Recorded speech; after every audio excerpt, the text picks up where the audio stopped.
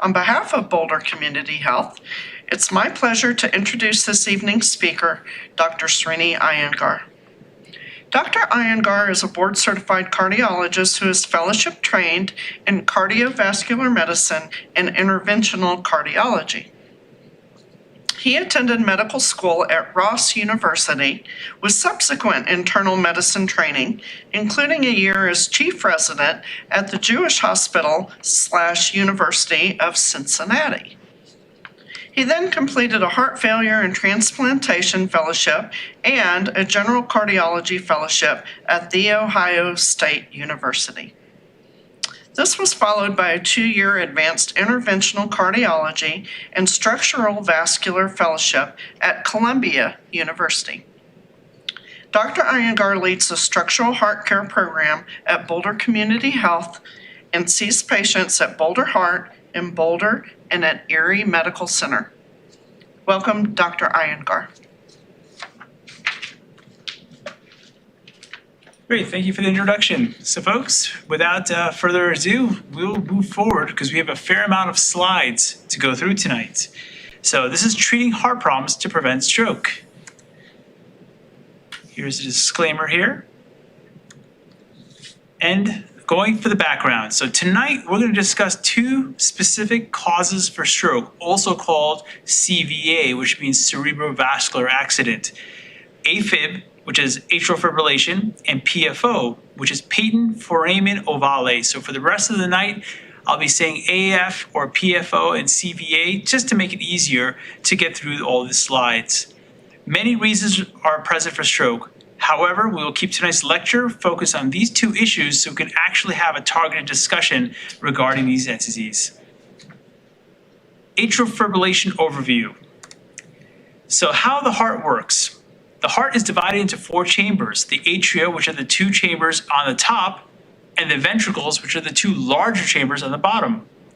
Together, they pump blood to and from other parts of the body, and the lungs being in between from the right to the left side of the heart where the blood goes and gets oxygenated.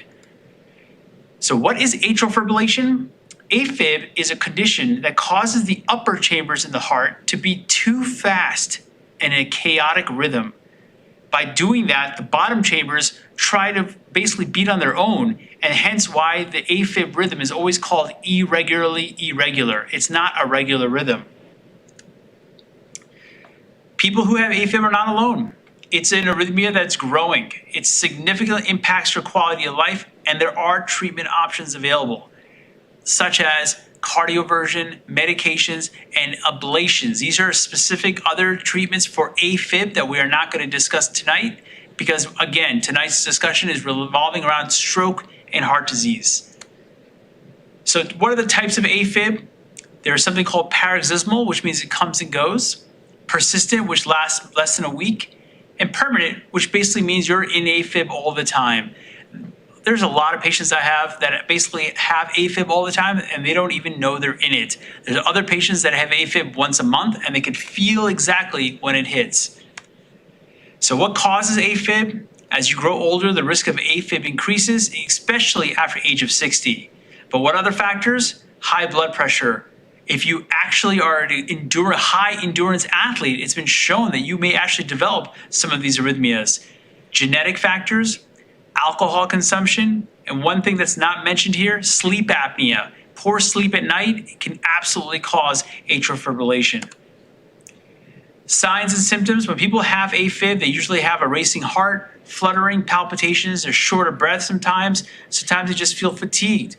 But oftentimes, there are no symptoms at all. So why is this important that I'm talking about this tonight? Because I've just told you about AFib, but I'm not going to talk to you about the treatment for AFib. It's because when AFib has that chaotic rhythm and the chambers of the top chambers are moving very frantically, blood swirls in those top chambers and can actually form a clot.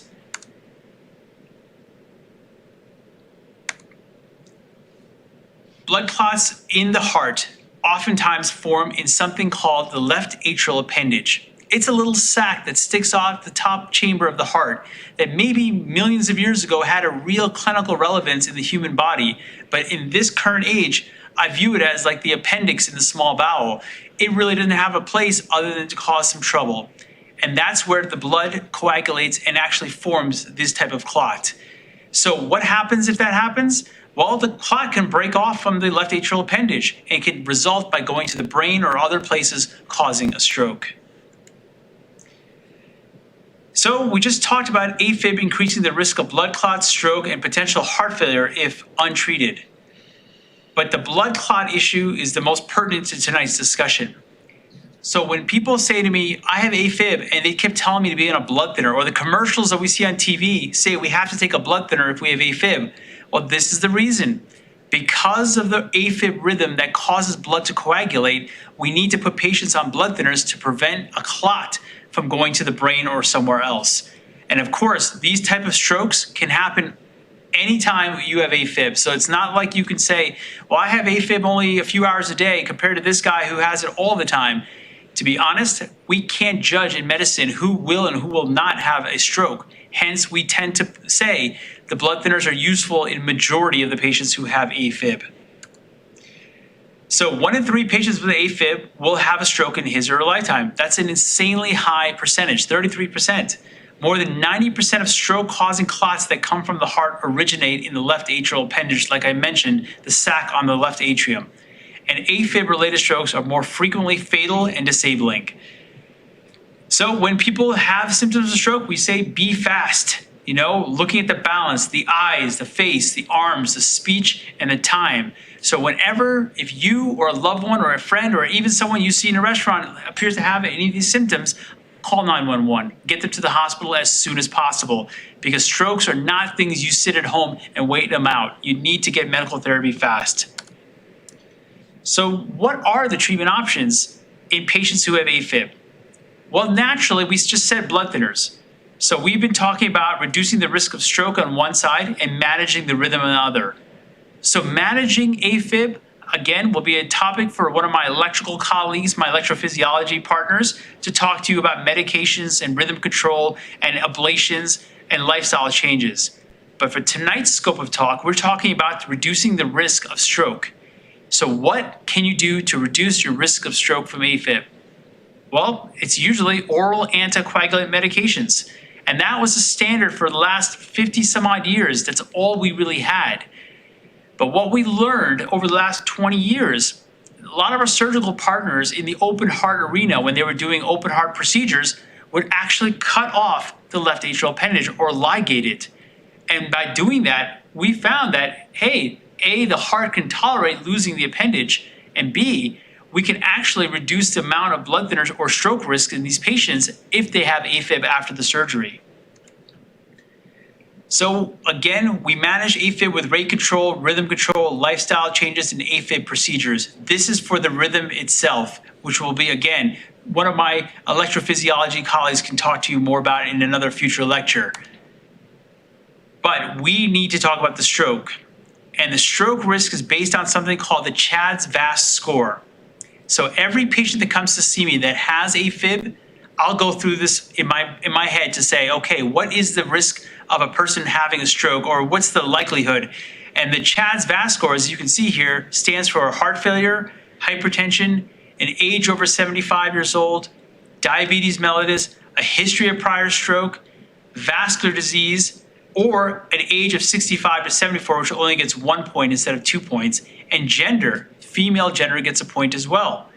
So with that score, if you look to the right, you can see how every year that goes by with a higher score, you can actually calculate how the risk of having a stroke is. And I'll tell any patient, if it's greater than 0, it is not 0, which means that you can't say, well, I'm not 1 in 100, so I'll take the chance. You don't want to be that 1 in 100 person. So naturally, as long as your risk score is above 0, I think treating with blood thinners makes sense. But we also have to validate, what about bleeding on blood thinners? Because I get that question all the time from patients. Well, if I take this blood thinner, what are my chances of bleeding? So this is a score called the HAS-BLED score, which again uses a number of medical conditions that a patient might have, and we add up the score, and then we go to the right and we look at their yearly major bleeding risk.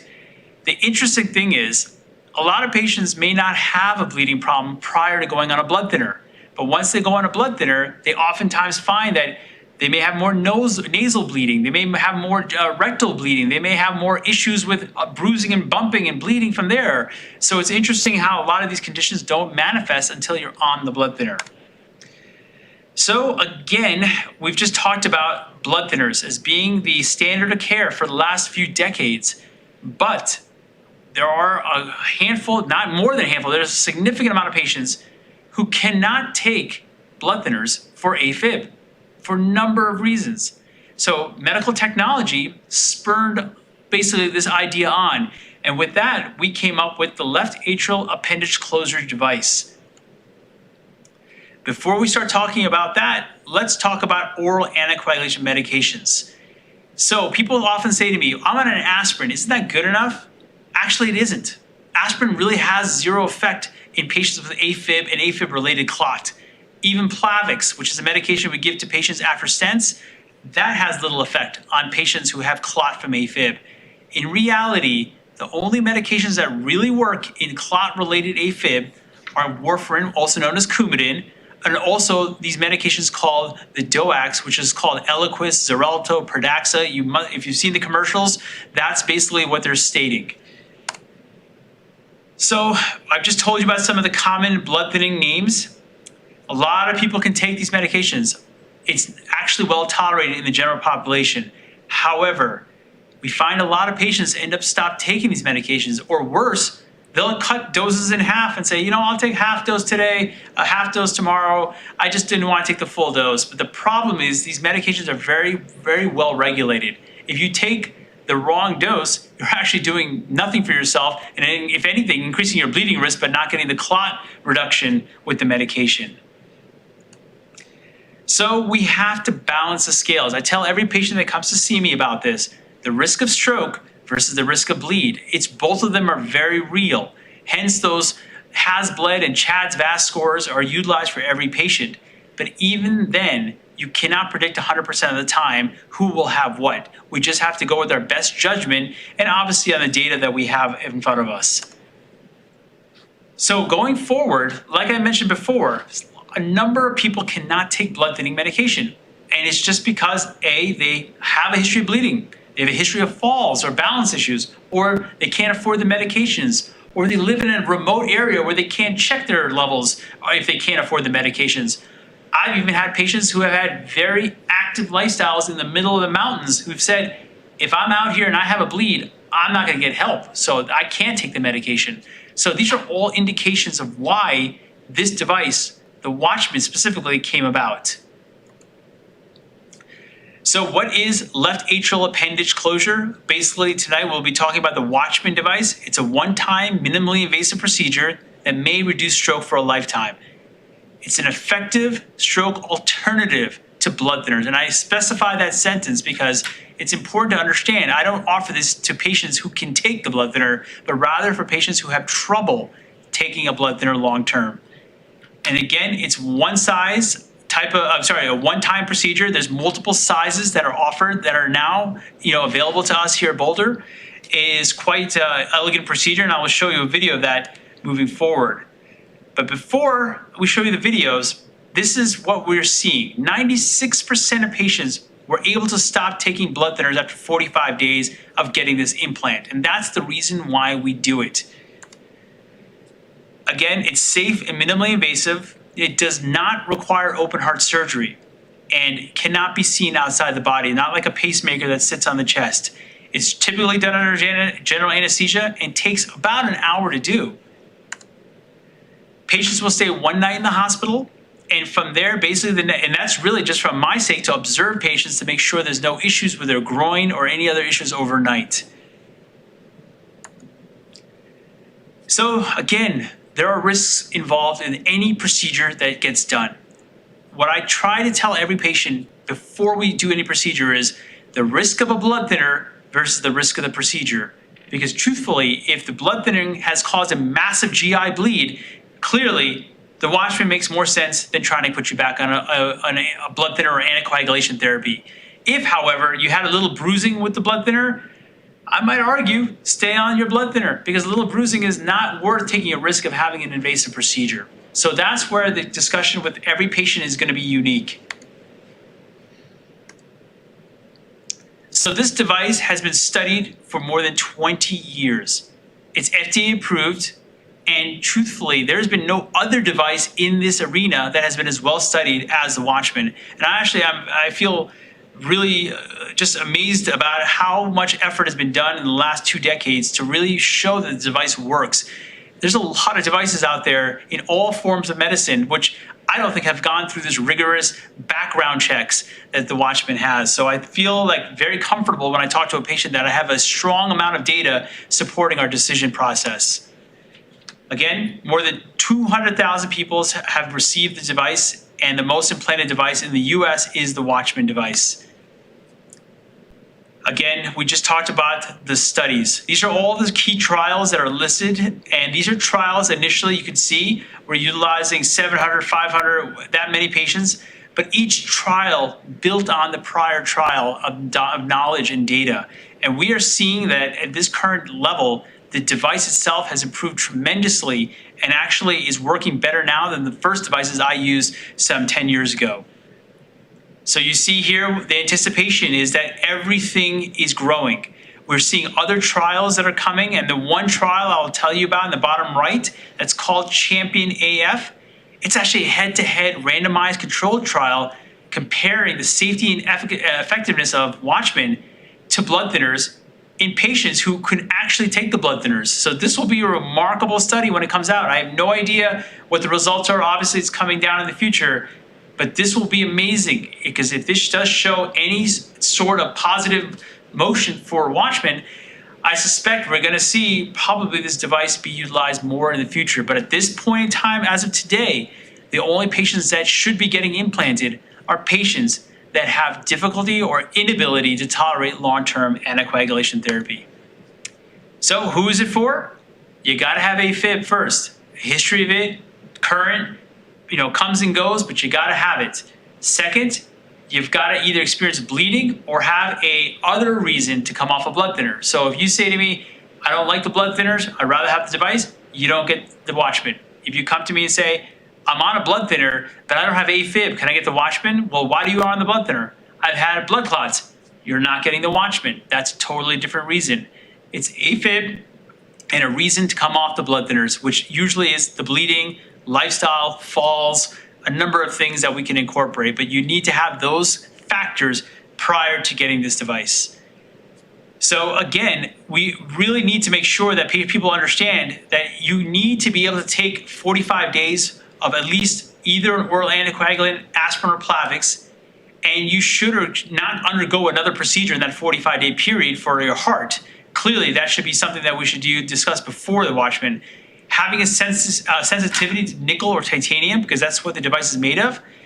Clearly, if your appendage doesn't have the size for the WATCHMAN, we're not going to put it in. And obviously, like I just mentioned about the blood clots in your body, if you have clots in your leg called a DVT or lung clots, you wouldn't be a candidate, because clearly you would be on a blood thinner for a different reason. WATCHMAN is covered for Medicare patients who meet the criteria. And obviously, every patient that comes to see me for this, we're screening appropriately. And it is also covered by a number of increased commercial insurers. So the fact of the matter is, this device is appropriate in the right patient, but not for every patient. So that's why I think it's key, prior to asking or wanting this device, that a healthy discussion with your doctor is made prior to starting the workup for this. So for the sake of time, I'm going to go ahead and talk about the second subject tonight. It's called PFO-associated CVA. And remember in the first slide, PFO stands for patent foramen ovale, and CVA, obviously, cerebral vascular accident. So with that being said, I'm going to tell you what a PFO is. A PFO is a persistent flap-like opening, atrial septum primum and secundum. When we're in the womb, physiologic right to left shunting occurs across the heart chambers, but after we are born, the increased left atrial blood flow and pressure closes the flap. And basically what happens is the heart kind of closes over itself. But it doesn't happen in everybody. Up to 20% of the human race still has one of these right now. The problem is we have seen a number of patients, younger patients at that. And when I mean younger, I mean I've seen patients in their 20s and 30s and 40s come in with strokes who really wouldn't be the population to develop calcified vascular disease who've had strokes. And with examination, we found that there was no AFib, no other blocked arteries, but we do find PFOs. So what we have medical science has come up with is that there's a possibility that that PFO, that link in the heart, could be clot coming from one side, crossing over to the left side and going to the brain, or a clot developing on the PFO itself and then breaking off and going to the brain. So we've just talked about in AFib how stroke is a major cause of death amongst adults. The majority of strokes are ischemic. What that means is that something like a blood clot or some type of particle went to the brain. But 25 to 40% of these strokes do not have an identifiable cause, and we call those cryptogenic. That just means we don't know. When someone tells you you've had a cryptogenic stroke, it's not some odd or a crazy word. It just means that in medical, in our knowledge base, we haven't identified why you had that. The PFO has been identified in a number of people that we've mentioned. The human race, I said 20, this is up to 27%, so we'll say a quarter of the human race potentially has this still present. The mechanisms of why people have strokes with this, well, the thought process is that maybe there's a lot of pressure on one side that pushes pressure to the left side, and clot that might be on that PFO may be able to break off. There's also associations with high lung pressures, COPD, even decompression sickness from diving, high altitude flying, and even wind instruments. So these are all these nuances that people are saying, well, are these real causes? Are we finding that this is linked? What we do know is that we're seeing an increased association in younger patients who have strokes and PFOs and linking them together. So like I said before about where clot comes from, well, clot can come from a number of places in the heart. In the left side of the heart, like I mentioned, the left atrial appendage is one of the sources, but also one of the sources, like we mentioned, are the PFO, which is in the middle of the septum. But you can have clot from any other source in the heart, whether it be calcified valves or if your muscle function isn't pumping properly, you can have clot in the left ventricle as well. The PFO-associated stroke, however, are usually in the younger patient population. Now, I'm not saying you can't have a PFO stroke when you're older, but the likelihood of PFO stroke, remember, you're born with this, when you're in your 6th, 7th, 8th decade of life, becomes less likely because statistically, you would have developed something else at that point related to vascular disease or AFib. But PFOs can allow clots to go from the right side to the left side and basically cause a stroke from that mechanism. We call it a paradoxical embolism because it goes from one side to the other, even though the right side is less pressure than the left. Sometimes just by bearing down, you can have pressure switches in the heart that can cause that to happen. So the cost of stroke is significant. Over $45 billion spent in the US alone in 2014 to 2015, and it's just increased since then. So what we're seeing is stroke is increasing in all age groups. So we have seen in the last 4 years that there have been major updates to the neurologic and heart association guidelines, stating that, hey, if a patient from 18 to 60 with the PFO has a stroke, well, maybe we should consider doing something about that. And in 2021, the AHA even came out to say there's a strong recommendation that the decision about PFO closure should be made jointly by the patient, a cardiologist, and a neurologist. And I agree with this because I feel at the end of the day, we really need to do what's right for the patient. And there's an old saying, you give a kid a hammer, everything's a nail. If 25% of the human race has a PFO, there's no way in heck anybody should be telling those patients they have to be closed. There has to be a good reason to do a PFO closure. And oftentimes the neurologist is actually the most helpful individual because they can determine sometimes, was the stroke really a stroke, or was it a migraine, or was it something else that might have been involved? So, but again, we're seeing rapid changes in the guidelines over the last 3 years because there's been more acceptance that the PFO and a stroke can be related. So we are seeing more data and more recommendations saying to providers like myself, if these patients present themselves to you, consider a closure should be made. So with the workup, when someone has a stroke, we normally do something called an ultrasound of the heart or echocardiogram. We can oftentimes do something called a bubble study, which is where we just inject some saline through an IV and we can see bubbles cross from one side of the heart to the other. We can put monitors on the patient to see if there's any AFib or any AFib we miss as an outpatient as well. So we really have to determine and rule out everything else before saying the PFO is a culprit. So we have something called the ROPE score, just like in AFib and blood thinners. The ROPE score is to identify patients with cryptogenic stroke with the PFO that are more likely to be associated with an emboli from that area causing a stroke. So you can see on the right there, we use this to say, okay, is there no history of these disease processes like hypertension, diabetes, stroke, non-smoker? What is their age? By using the ROPE score, we can add up the risk factors and make a probable guess of whether or not we think that the stroke is related to their PFO. But I believe in the heart-brain team.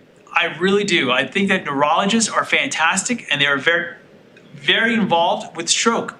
So hence, when we see a young patient that has one of these events, I don't just jump and say, you have a PFO and a stroke, we gotta close you. That's not the right way to do it. I oftentimes will say, let's get the neurologist's opinion first, and really let's sit down and figure out, do we think this is something that was related to something you were born with versus something that came out of who knows where? Is there another factor or cause that could have done this? So I feel the neurologists are the most honest opinion in the room, really, because they're not performing these procedures. So I believe that they're unbiased in their views of these patients. So I really respect having them involved before any procedure is performed. So again, we get the neurology and cardiology collaboration. Obviously, the MRI should have been done during or before this type of workup. Do the head and neck vascular imaging if needed. Obviously, the ultrasound of the heart with the bubble study. And sometimes we'll do an extended cardiac monitor. We'll put a monitor on a patient to monitor them for months sometimes, if not years, to make sure that there isn't an underlying atrial fibrillation that is occurring. With this teamwork, we really are able to narrow down whether or not the patient needs to get the PFO closed. So again, it's all about ruling out more likely causes, but it's also about really supporting the patient and saying, we really want to do what's right, but we certainly don't want to put a device in you that's going to last the rest of your life if it's not the right reason. So what devices do we use? Well, the most commonly utilized device is the Amplatzer-Talesman PFO occluder. It's a very well described and studied device that actually I describe to patients as like two hamburger buns across the septum being the beef. So what happens is this device will actually cross the hole in the heart or the flap and actually will be deployed and close up that area. And actually it's a one-time deployment and really never needs to be replaced. And as long as there's no issues with the device after implantation, it should be there for the rest of the patient's life. How is the procedure done? Just like the WATCHMAN procedure that we talked about under general anesthesia, we utilize TEE, which is an echocardiogram that goes in the mouth. We put one little catheter in the femoral vein, and the procedure takes about an hour, and we keep patients one night in the hospital. And this time, I will show you the video here of this device.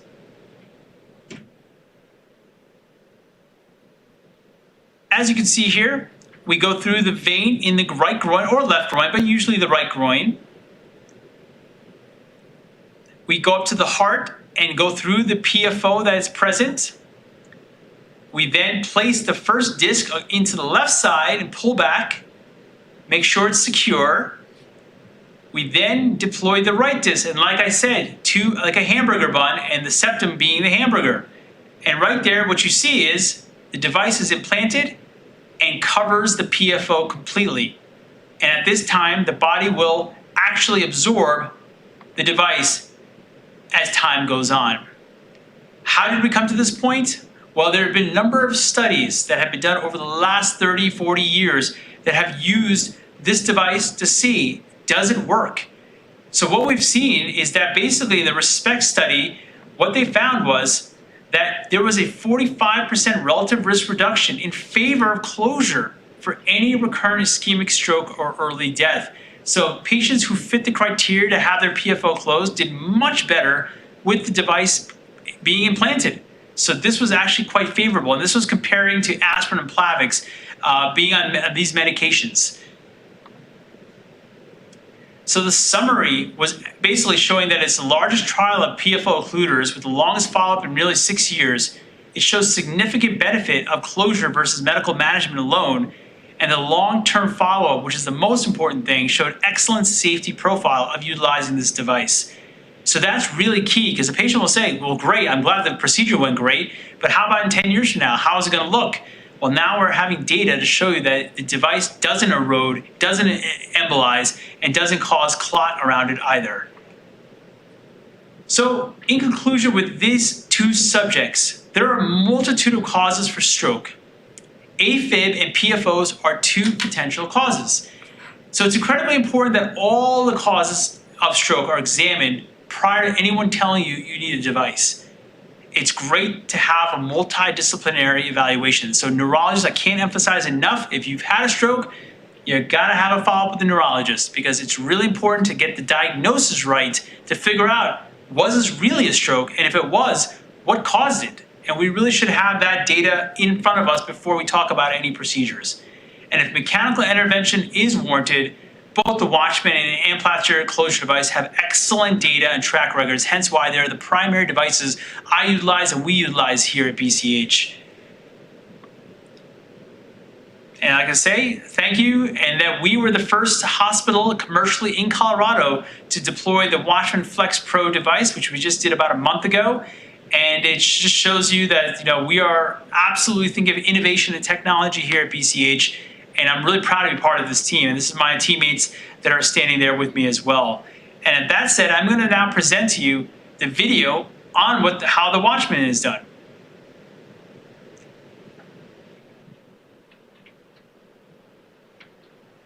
So basically the same procedure as we do with the PFO closure. We go through a vein in the groin into the heart, but this time there's no hole to make. There's no hole. We have to make the hole. So we make a puncture across from one side to the other. But don't worry, you don't feel it and it heals.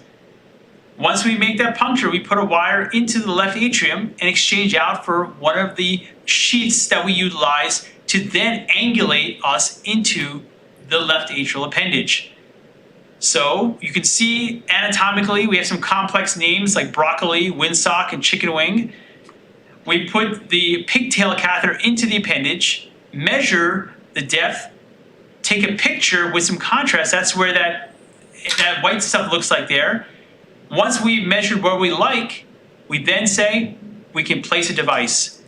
And so we place a device into the appendage, which turns into something called a flex ball. We then push the device in, and you know what? If we don't like where it's sitting, we'll retrieve it, maybe put it a little bit deeper, maybe a little higher up, and reposition it. And because it's a ball, it's very atraumatic. It doesn't cause perforations of the distal wall. We then redeploy, and if we like it, we will then release the device. Once we look at all the factors, we call it the pass criteria. We look at the position, the anchor,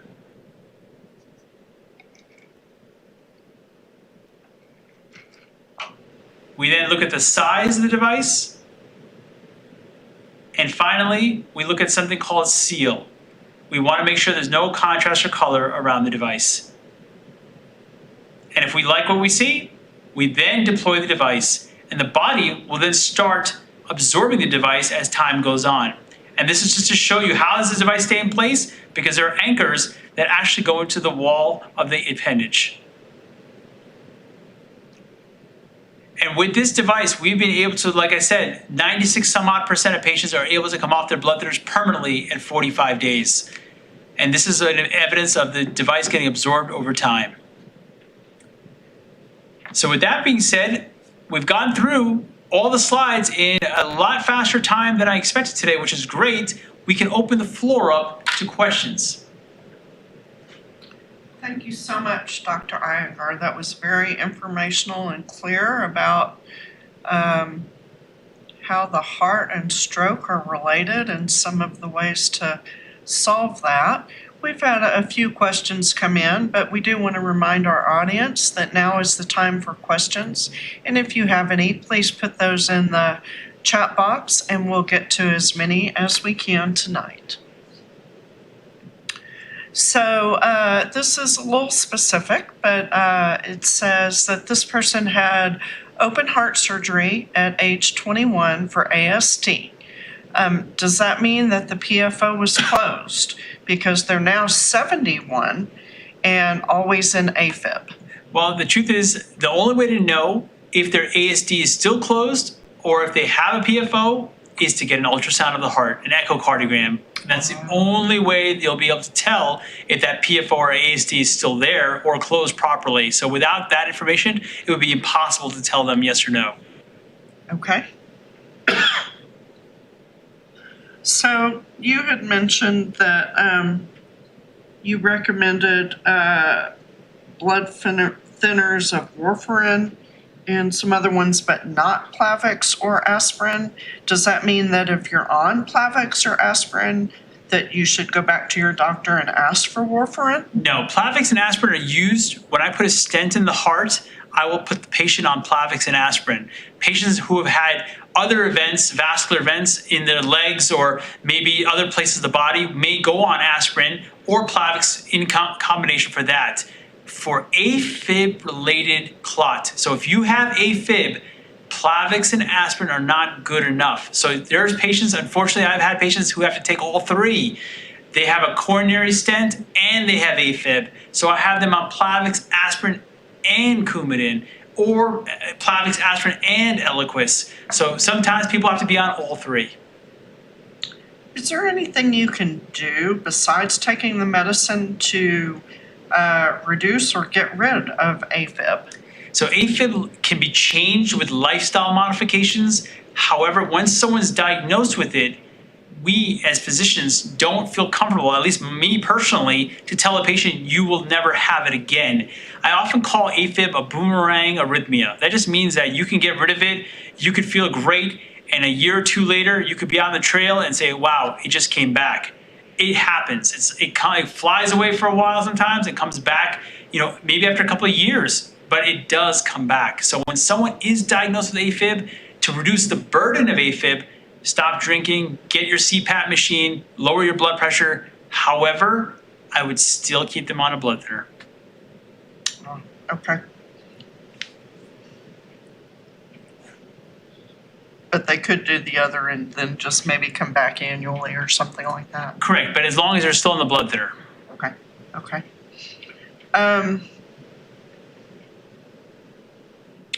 Is a patient with a, I can't pronounce this right, porcine mitral valve replacement potentially a candidate for the WATCHMAN implant? So a porcine mitral valve replacement is a bioprosthetic mitral valve replacement, not a mechanical. So yes, because oftentimes we do not keep the bioprosthetic mitral valve patients on lifelong anticoagulation. Mechanical heart valves, aortic or mitral, need lifelong anticoagulation and would not be a candidate for the WATCHMAN. But someone with a bioprosthetic valve who doesn't have another reason to be on a blood thinner other than AFib could be a candidate. Okay. Does someone who has AFib but also has an AVM, which caused a hemorrhagic stroke, mean that they need to get on the WATCHMAN? Well, I would tell you something. That's the type of patient that actually gets the device. Because if they have AVMs with hemorrhagic stroke and they have AFib, they have the worst of both situations. They have a serious bleeding problem and they have AFib, which can cause an ischemic problem. So in that patient, yes, that's the type of patient we would utilize the WATCHMAN in. Okay. You mentioned that the WATCHMAN was secure, but I guess a couple of questions here. how long does the implant last? Well, at this point, lifelong. The implant is not animal tissue, so there's no wear and tear of the tissue that wears away over time. And the body absorbs the device. We have actual gross pathology pictures of patients who have had the device absorbed in their heart. And it's quite amazing to see it actually. It actually looks like there is just a wall of tissue that grows over the actual device. So it's not like a pacemaker that has to be... Correct. There's no batteries. There's no reason to get every 6 years, 5 years to get another generator changed, nothing like that at all. And not enough innovations with the device to where you would change it out? Correct. It's a one-time only procedure. Okay. Can it move at all, like if you exercise a lot or... It cannot because yes, it's basically the heart is deep in the chest wall. So even if you did get a trauma to the chest wall, even CPR, it would not move. It's deep in the heart and the appendage. And when it goes in the appendage, those anchors of the device keep it in that appendage. And we tug at it. That one of the things that I showed you in the video, I literally pull the device trying to pull it out because I want to make sure it does not move after I deploy it. Okay. Can you explain and talk a little bit more about how to detect AFib, especially if symptoms are mild? Well, the best way to detect AFib is honestly to have an EKG. But if you can't, not many of us walk around with an EKG. So knowing that people have the watches now that detect AFib and the home monitors where they can put their fingers on these devices to detect, honestly, those are your probably best bets to detect AFib if you think you're in it. Because at very least, that may be enough to give a phone call to your ER or local or your physician to then say, hey, my monitor showed me this. Do I need to A, be on blood thinners, or B, go on to get a longer term monitor to wear? Okay. Just 1 second, please. So you had mentioned that in some of the testing scoring, that it was up to age, I believe, 74.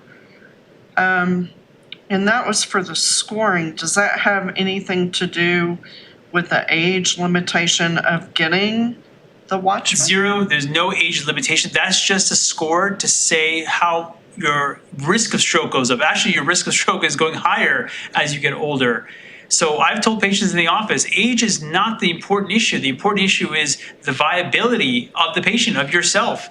If you're coming into the office and saying, hey, I still want to walk the foothills, I still want to exercise daily, but these blood thinners cause X, Y, and Z problems, you would be a candidate. Now, if you come in and say, I'm thinking about palliative care hospice and I'm thinking I'm stopping my medications, that's not the candidate for WATCHMAN, because then in that case, we should probably back off and be more conservative. So can AFib show up later, like in your 80s? Of course, absolutely. If anything, AFib will be more pressing or will be more prevalent as we get older. AFib comes on more and more. Okay.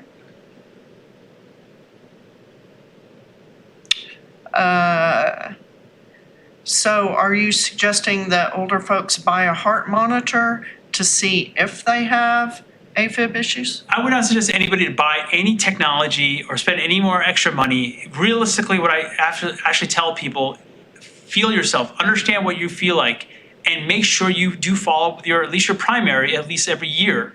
Because at very least, routine checkups are very important, and feeling how your body, sensing if you have palpitations or irregular heartbeats are the most important thing. Putting money into technology that may never be utilized is not really cost effective. Okay.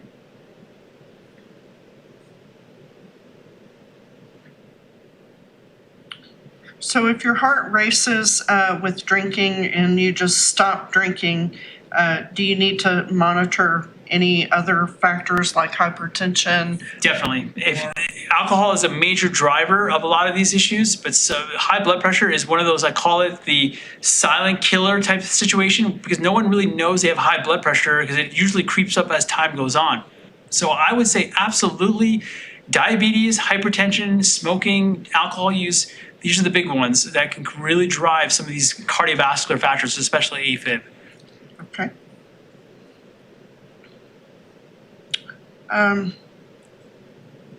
Can you talk to this again, please? The PFO flap in the heart, how again do you identify that?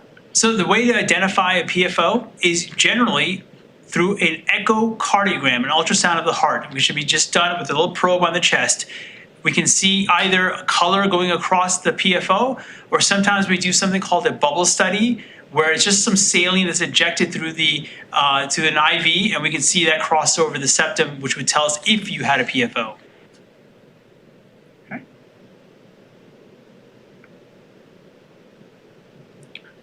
Can you ID the PFO before a stroke? Of course, we can definitely see a PFO before a stroke. The thing is, again, why would someone get an ultrasound of the heart if they didn't need it? And number two, 20-some-odd% of the world has it. So again, we wouldn't jump at closing PFOs just for the sake of having it. There needs to be a reason for it to be closed. Okay. This person had 2 ablations in 4 months and a cardioversion recently. Do you know what the stroke risks are? Well, it's impossible to tell someone who's had that information about a stroke risk because I don't know any of their other demographics. But the truth is, even if you've had cardioversions and ablations, clearly that means AFib or some rhythm is still there or coming back. So this is the type of person I would still keep on a blood thinner no matter what. Okay.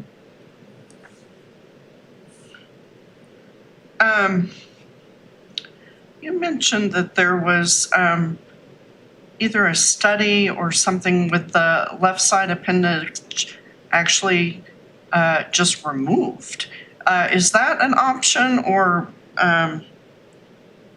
not? It is an option. It's called the atrial clip. It's something that Dr. Brian Mahan, one of my surgical partners here at BCH, specializes in, but it is a surgical procedure requiring a minimally open chest. So it's not straight down the middle, but it is through the side, and it is definitely surgery. So we only send patients for that procedure if the anatomy is not suitable for a WATCHMAN. If the anatomy is not going to be big enough or too small, or something about it just does not say the WATCHMAN is going to fit, I will refer them to Dr. Mahan for that procedure. Okay. When that's in your practice, It right? is in our, Dr. Mahan is here at BCH in Boulder Heart. Okay.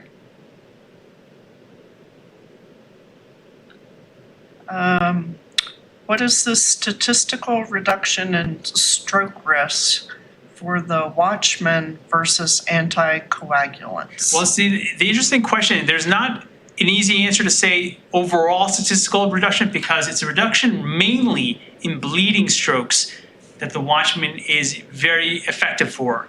When it comes to ischemic strokes, which is the clot-related strokes, blood thinners actually do better. But this is why I say patients should not ask for the WATCHMAN if they can take a blood thinner. Blood thinners are still considered the standard of care. So if you wanted the actual apples to apples comparison, it would be somewhat impossible to say just for stroke because there's 2 real big types of stroke. So when I tell patients the WATCHMAN is better suited than the blood thinner, it's only because they cannot take the blood thinner. I would not use them as equals at this point. Does everyone have a left atrial appendage, or is that an unusual thing like the PFO? So as opposed to the PFO, everyone does have a left atrial appendage. Okay.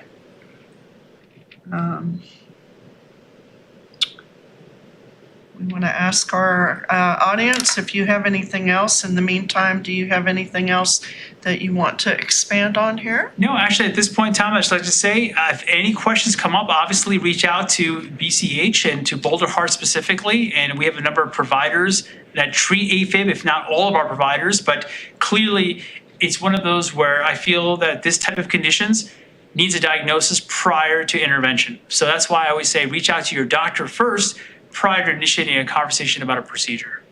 Okay. We appreciate your time tonight, and that is all the questions that we have at this time.